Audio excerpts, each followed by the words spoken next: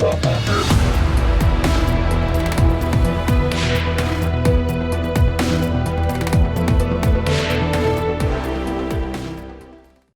entretiens des patriotes, bonjour à tous. Berlin, Macron est-il un objet de honte pour les Français ? Avant de répondre à cette question et traiter de nombreux sujets d'actualité, vous connaissez le rituel sur cette chaîne, je commence toujours mon entretien par remercier ceux qui m'ont permis justement de le réaliser car ils m'ont financé à l'aide des merci rémunérateurs. Et aujourd'hui sont à l'honneur des fidèles parmi les fidèles, Didier Viau, Radar, ma chère Anissé, Philippe Bohen et AH Bretagne. Merci à eux du fond du cœur. Et puis je tenais à vous remercier pour votre soutien inconditionnel. Oui, il faut aider la réinformation. Comment faire ? Eh bien, il suffit de lever le petit pouce, écrire de gentils messages ou diffuser sur d'autres réseaux sociaux. C'est bon pour les algorithmes. Macron était en voyage ce dimanche 26 mai à Berlin. Il était accompagné de maman Brigitte. Cela tombait bien, c'était la fête des mères. Au fait, comment la trouvez-vous, Bribri ? Parce qu'elle était maquillée comme une voiture volée, observez bien. Et malgré cette tentative de dissimulation, on ne peut pas dire qu'elle soit à son avantage. Oui, on a toujours l'impression que Macron est au bras de Patrick Juvet. Enfin, passons. Si on en croit la presse aux ordres, Macron était à Berlin pour renforcer l'amitié franco-allemande. Un voyage historique, clament les macronistes. Il faudrait arrêter de nous prendre pour des imbéciles. Macron essaie de sauver le soldat Valéry Hayer. Il bat donc la campagne électorale. La preuve, son discours. Affligeant comme d'habitude. Macron fustige la fascination pour l'autoritarisme en Europe et appelle à voter aux européennes. Autoritarisme dans la bouche d'Emmanuel Macron. Et là, on est comme déstabilisé. Est-ce que c'est de la bêtise ? De la manipulation outrancière ou de la pure propagande ? Comment ose-t-il Emmanuel Macron ? Vous allez me répondre que certains osent tout et manifestement c'est le cas d'Emmanuel Macron. C'est ce que nous rapporte d'ailleurs Verity. Après les confinements et le pchout, fallait la oser celle-là. Il faudrait également rappeler l'épisode des Gilets jaunes, la vidéo dans ma description où Elisabeth Borne ne respectant pas la Constitution à grands coups de 49.3. Et il faut rappeler que ces 49.3 ont été dégainés pour faire adopter un budget qui s'est révélé insincère, maquillé comme une voiture volée, un petit peu comme Brigitte. Marlex parle même de faux en écriture. Oui, ils ont forcé la Constitution. Et que dire de la censure qui règne dans notre pays et la répression, la judiciarisation des opposants ? La France est une démocratie malade, titraient les journaux anglais il y a quelques mois. Et si elle est malade, c'est sous les coups, justement, de l'autoritarisme d'Emmanuel Macron. Oui, il ose tout. Et il continue. C'est l'Europe qui permet de défendre la démocratie.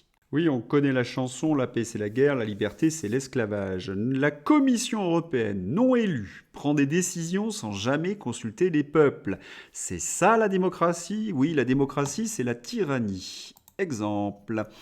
Dupont-Aignan, l'étau se resserre autour de Pustula et de la scandaleuse affaire de ces SMS secrets échangés avec le patron de Pfizer pour l'achat de milliards d'euros de pchout. Cette commission de Bruxelles est totalement discréditée. Supprimons-la pour revenir à une Europe des nations libres et des coopérations concrètes, le Frexit.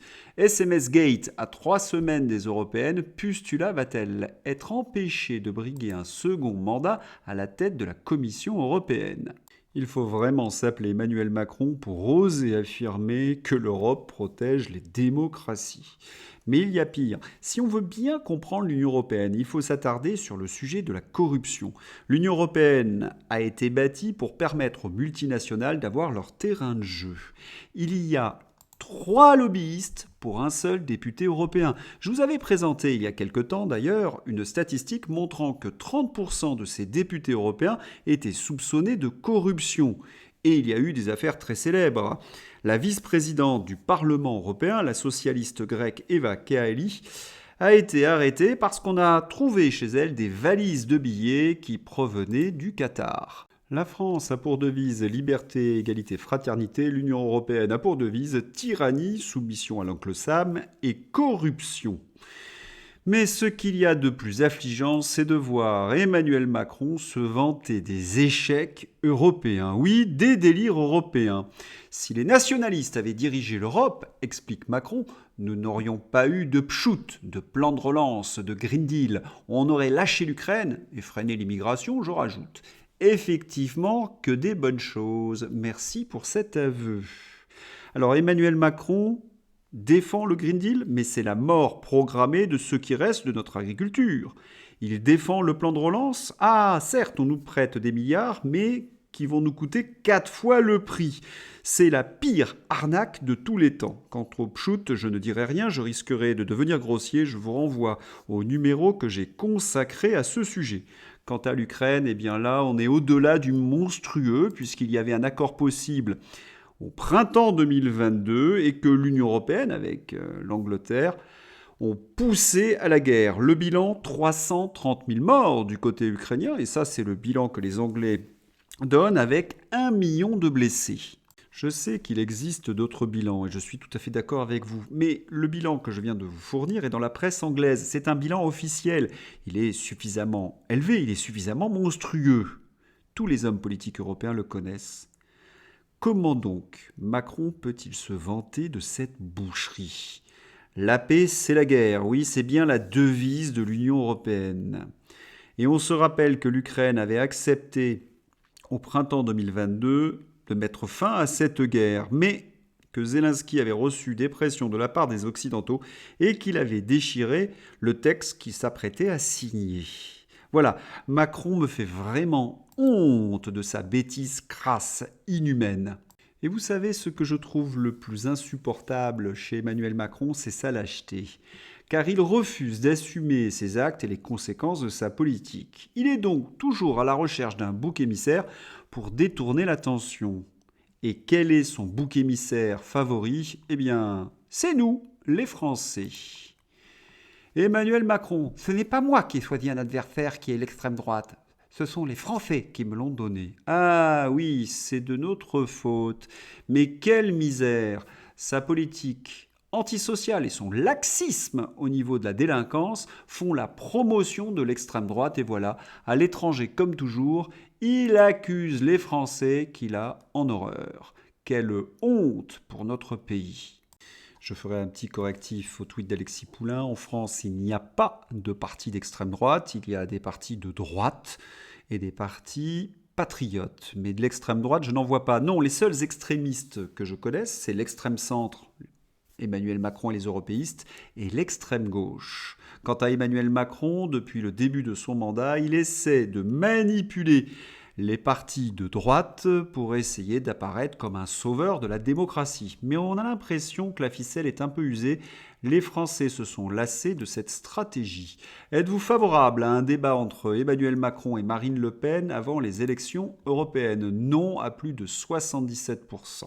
Alors Emmanuel Macron nous fait-il honte ? Oui, il nous fait honte quand il part en voyage avec maman Bribri. Il nous fait honte par ses discours mensongers et crétins avec ce ton de comédien raté. Il nous fait honte quand il nous insulte à chaque voyage.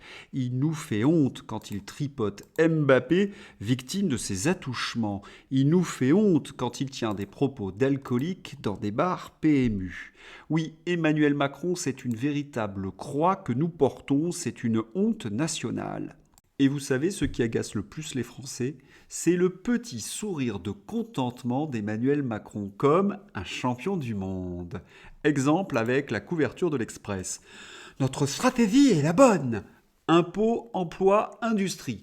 3 000 milliards de dettes, entreprises qui ferment en rafale, chômage de masse, fanatisme plus conquérant que jamais, France ridicule dans le monde, outre-mer en flammes, services publics en capilotade, violence installée partout et la France championne du monde des prélèvements obligatoires. Qu'est-ce que ce serait si la stratégie était mauvaise ? Mais qui peut être encore dupe de ce menteur professionnel ? Assurance chômage, le premier sinistre Gabriel Attal s'attaque à nos acquis sociaux. La méthode, eh bien, c'est celle des macronistes, le mensonge, la propagande. Au 1er juillet, s'il n'y a pas de nouveau régime d'assurance chômage, il n'y a plus de régime d'assurance chômage. Mais Quel mensonge, car l'assurance chômage reste dans le vert. Mais ces excédents, il est vrai, sont moins forts que prévu. L'UNEDIC prévoit de dégager 20,6 milliards d'euros d'excédents sur la période 2024-2027, malgré 12 milliards de prélèvements de pouvoir public sur ces recettes et la faiblesse de l'activité économique. La dette est attendue à hauteur de 38,6 milliards à cet horizon, contre 63,6 milliards fin 2021. Il n'y a pas une loi contre les fake news. Il n'y a aucun besoin d'une nouvelle réforme, sauf, encore une fois, pour essayer de masquer l'incompétence des macroniais. Oh, c'est toujours la même méthode qu'ils emploient au départ. Pendant les élections, ils vous jurent, ils vous promettent que jamais ils ne toucheront à ces acquis sociaux. Et puis un narratif se met en place, on parle de déficit, de déséquilibre, et la mayonnaise commence à monter, on vous explique que s'il n'y a pas de réforme, eh bien tout va disparaître. Oui, ils utilisent la peur et l'angoisse pour justifier leur fameuse réforme. Mais en réalité, elle est voulue par l'Union européenne et les marchés. Et quand on regarde les comptes de près, eh bien on s'aperçoit qu'il n'y a pas de déséquilibre, qu'il y a même des excédents pour l'assurance chômage. Le pur mensonge, c'est de cette façon-là, d'ailleurs, qu'ils ont fait voter la réforme des retraites. Emmanuel Macron nous avait promis que jamais il ne toucherait à l'âge de départ à la retraite. Et puis, il a fait passer la loi avec un 49.3. Et comment ont-ils justifié ce 49.3 antidémocratique? Par l'urgence. Si on ne votait pas cette loi sur les retraites, eh bien notre système par répartition allait s'écrouler. Lorsqu'on lisait le livre blanc des retraites, eh bien c'était tout différent, les comptes étaient équilibrés et en plus il y avait une cagnotte qui aurait pu financer des déficits. Un mensonge. Qui voulait vraiment cette réforme des retraites? L'Union européenne, pour harmoniser les systèmes à l'intérieur justement de l'Europe. C'est ainsi qu'ils procèdent pour faire passer leur réforme inique. Alors que le chômage touche 6 millions de Français inscrits à Pôle emploi, le gouvernement fait une nouvelle réforme de l'assurance chômage qui est une véritable punition collective. Et nous sommes très loin du plein emploi. Dans la bouche d'Emmanuel Macron ou de son clone Gabriel Attal, il n'y a plus une once de vérité. France, Orange Mécanique. Lyon. Un homme armé d'un couteau blesse 4 personnes dans le métro. Une enquête ouverte pour tentative d'homicide volontaire. Attaque au couteau dans le métro de Lyon. Un homme de type nord-africain s'en est pris aux usagers. 3 blessés, dont 2 en urgence absolue. Suspect interpellé. Tragique de répétition, l'agresseur au couteau du métro de Lyon est un clandestin sous OQTF depuis 2 ans. Mais rassurez-vous, Darmanin et Dupond-Moretti seront toujours en poste demain et nous victimes sacrificielles du laxisme et du vivre ensemble. Et puis, n'oubliez pas que Valérie Hayé, Emmanuel Macron et Raphaël Glucksmann vantent les mérites de l'Europe qui protège, de l'Europe de Schengen. Orwellien.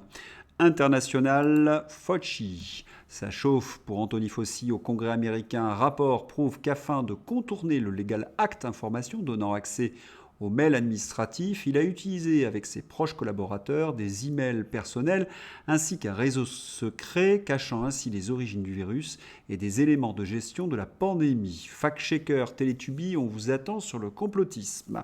Il va témoigner ce lundi, on attend avec impatience ce qui va se passer. France, en début de journal, je vous ai montré Emmanuel Macron fustiger l'extrême droite. Et que se passe-t-il à Paris? Alexis Navalny, une rue de Paris bientôt baptisée au nom de l'opposant de Vladimir Poutine près de l'ambassade de Russie. Mais est-ce qu'ils savent qu'Alexis Navalny est un homme d'extrême droite et pas qu'un peu? Dire qu'on combat l'extrême droite, le racisme, etc. et baptiser une rue au nom de Navalny. Cascade réalisée par des professionnels, ne la tentez pas chez vous. Orwellien. C'est le moment d'ouvrir la page fantaisie. Emmanuel Macron est souvent comparé à Jean Dujardin. Il y a une ressemblance physique. Et l'intelligence artificielle, qui mélange les deux visages, nous donne ceci. C'est un OSS 117 joué par Emmanuel Macron. Mais quand on regarde les deux visages, c'est vrai qu'il y a quelque chose, cette arrogance, ce petit sourire en coin, le fait d'être satisfait de lui-même. Mais s'il n'y avait que des ressemblances physiques, certaines répliques d'Emmanuel Macron semblent écrites par les scénaristes d'OSS 117. La même bêtise crasse. Preuve à l'appui. Si un jour tu veux faire la révolution, tu apprends d'abord à avoir un diplôme et à te nourrir toi-même. Qui viennent me cercer? C'est pas le monde qui va se plier à vos désirs, les enfants. Et il y en a d'autres du même acabit. Une véritable honte, cet Emmanuel Macron. On va terminer par l'arnaque du siècle. Le Figaro à lire. Personne ne m'a jamais dupé comme ça. Elle découvre que sa chambre avec vue sur mer est une arnaque. Oui, parce qu'il y a bien une vue sur mer, mais ce n'est qu'une affiche qui est postée devant sa fenêtre. Remarquez, cela ressemble à une allégorie du macronisme. J'espère que vous avez apprécié ce journal. Je vous souhaite une excellente journée. À bientôt. Au revoir.